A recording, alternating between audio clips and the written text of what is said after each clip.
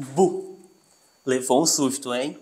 Então, se você levou um susto, você está preparado para as histórias que vamos contar. Folclore quer dizer mais ou menos histórias que o povo conta. E se tem uma coisa que o povo de Itapajé conta é história, principalmente da vida dos outros. Mas cá entre nós, viu? É segredo. Nós vamos falar com itapajaenses que tem muitas histórias e lendas para contar. Histórias bem cabeludas. E se tu não acredita, deixa da meia-noite. Meu nome é Ariadna, eu sou historiadora aqui de Itapajé, eu sou formada em História e sempre fui apaixonada pela história oral, que foi a minha especialidade. Como eu sempre gostei de oralidade, né, história oral, aquela que não é documental, a gente define assim, mas ela é importantíssima para que a gente possa conhecer as raízes de uma cultura. A gente precisa da oralidade, a gente precisa das pessoas nativas do lugar, principalmente as pessoas mais velhas, para que elas possam nos explicar algumas coisas. Elas nos dão esses conteúdos importantes. Quando a gente fala de Itapajé, a gente lembra do quê? Da Pedra do Frade, né? Então é óbvio que se esse paredão de pedra deu origem ao nome da cidade, então os nossos antepassados, eles também viam dessa forma, ou seja, a Pedra do Frade está sempre ligada a Itapajé. Mas como? A gente vê ali uma espécie de frade que, ora, um religioso que passava por aqui, talvez um frade ou um padre, né? As histórias vão mudando, teria se apaixonado perdidamente por uma nativa, né? Até porque aqui era um território indígena, né? E ele se apaixonou perdidamente por essa nativa, uma índia lindíssima, mas sabemos que pela questão religiosa não se podia casar. Ele pede a Deus, ele faz a Deus um pedido. Eu não quero pecar, mas eu queria ser transformado em pedra para que eu não pecasse. Mas como eu sou muito apaixonado por ela, eu queria continuar vendo ela. Então ele fez um acordo, propôs, né, na história que Deus o transformasse em pedra, porque se ele continuasse homem, ele ia, né, ter um envolvimento com essa bela índia. Então o que ele faz? Ele pede que seja transformada em pedra. E ela, essa índia, fosse transformada num pássaro que ficasse rodeando a pedra. Então assim o pedido foi deferido e ele se transformou então, segundo a história, num paredão de pedra e a Índia num pássaro, e eternamente estão aí. Aqui em Itapajé, se você visitar essas localidades mais distantes e você for conversar com pessoas idosas, elas vão te contar duas histórias principais. Uma é de lobisomens, que eles até apontam quem que era lobisomem na época deles, e sobre o gritador. Então, de tanto ouvir falar em histórias de assombrações, eu busquei algumas explicações para elas, né? Só que quando a gente fala de lendas e histórias, a gente pode chegar a finais que a gente não imaginava, né? Então, eu defendi o meu trabalho acadêmico. Eu pesquisei 20 anos, eu pesquisei de 1940 a 1960, em uma comunidadezinha, aqui, uma localidade chamada Santa Maria, porque lá era o paraíso dos lobisomens. Então lá todo mundo virava lobisomem. Meu avô contava que lá ele dizia, olha, fulano é lobisomem, fulano é lobisomem, fulano é lobisomem. Então meu avô foi minha fonte.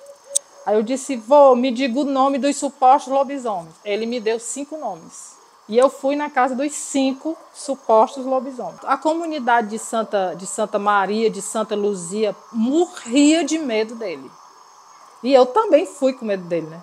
Mas eu tinha que ir. Aí eu cheguei lá, ele me recebeu muito bem, me ofereceu café. E eu falei assim, o senhor poderia me explicar esse processo de virar lobisomem? Eu acreditando no que as lendas nos diziam, que uma pessoa, para virar lobisomem, ele precisaria chegar num curral, girar várias vezes, né, fazer um pacto aí com o maligno, e depois ele saía transformado e ia atacar as pessoas. E depois de um tempo, ele voltava normal.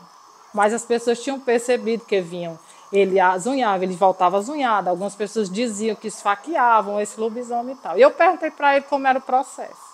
Aí ele disse, não tinha nada disso. Eu disse, quer dizer que o senhor não passava por esse ritual? Não. É porque eu tinha um caso com fulana, e aí naquele tempo era muito difícil, então a gente marcava para ir no cemitério. Aí, quando eu me vestia de lobisomem, ninguém saía na rua, e pronto, eu estava ali para ter o relato. Tinha até filho com ela, lobisomemzinho. Foi. A gente pensa que é uma história, mas não é. Eles criavam isso para, dentro daquela sociedade, eles sobreviveram, que é sem vergonha deles. Para eles, era bem melhor ser visto como uma fera, alguém que se transformou num monstro, do que ser visto como uma pessoa que traiu a esposa, que maculou o casamento, né? Então, assim, é interessante. Ele se apropria de uma lenda para poder vivenciar um relacionamento extraconjugal. E não foi só ele. A gente tem vários outros casos. O gritador não. O gritador, a explicação não é tão simples.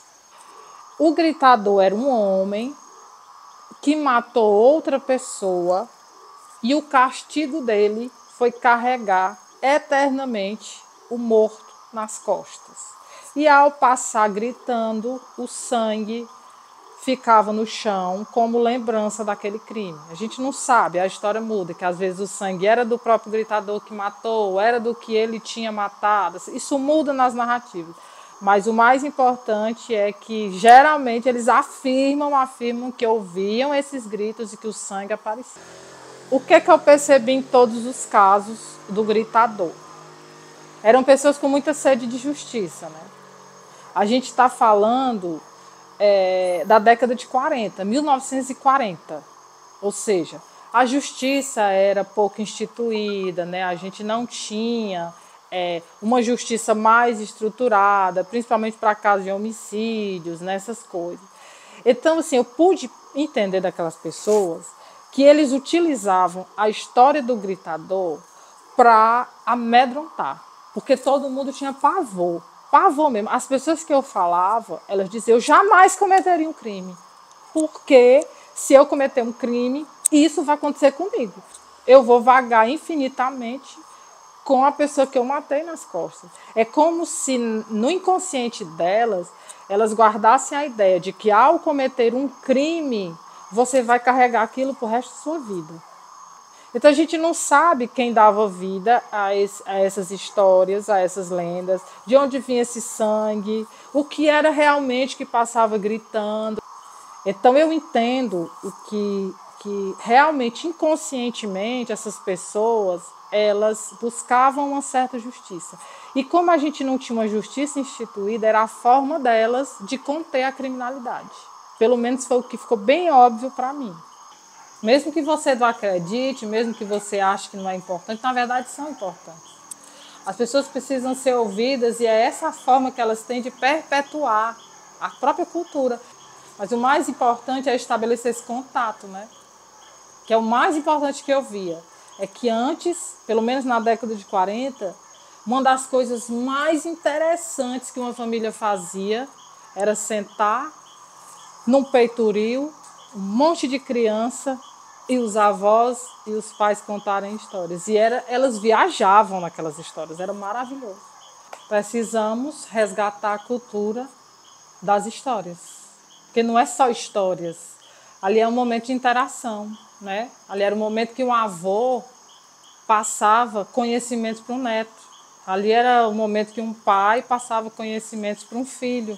Ali era um momento que existia da família sentar e conversar e ser uma família, né? Que hoje a gente precisa resgatar, porque cada um senta num lugar com um celular e ninguém conversa com ninguém.